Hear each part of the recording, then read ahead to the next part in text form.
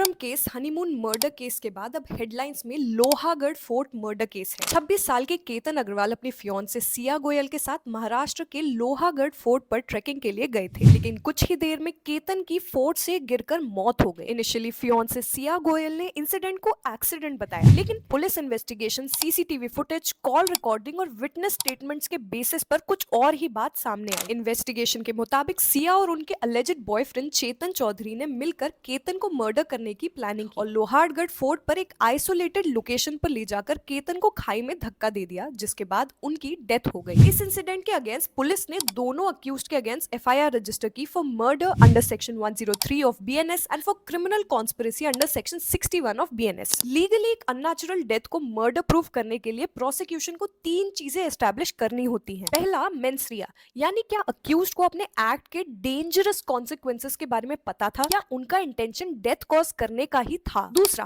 Acts Reis मतलब illegal act. और तीसरा, रिजल्ट मतलब क्या उस एक्ट की वजह से विक्टिम की डेथ हुई। अगर प्रोसिक्यूशन इन तीनों एलिमेंट्स को एविडेंस के थ्रू प्रूफ कर देती है तो ऑफेंस मर्डर की कैटेगरी में आ सकता है। दूसरा इंपॉर्टेंट प्रोविजन है criminal conspiracy under section 61 of BNS. Criminal conspiracy का सिंपल मतलब है जब 2 या 2 से ज्यादा लोग किसी इलीगल एक्ट को करने के लिए अग्रीमेंट करें। कॉन्स्पिरेसी के केसेस में अगर प्लानिंग, कोऑर्डिनेशन या पार्टिसिपेशन प्रूव हो जाता है तो कॉन्स्पिरेसी का हिस्सा बनने वाले सभी लोग क्रिमिनली लायबल हो सकते हैं। सिंस केस में सिया और उनके बॉयफ्रेंड दोनों अलेजिडली क्राइम करने के लिए अग्रीमेंट में थे, इसीलिए क्रिमिनल कॉन्स्पिरेसी का प्रोविजन इन्वोक होता है। Informative, right? फॉलो टीएम वाला official for more such informative content.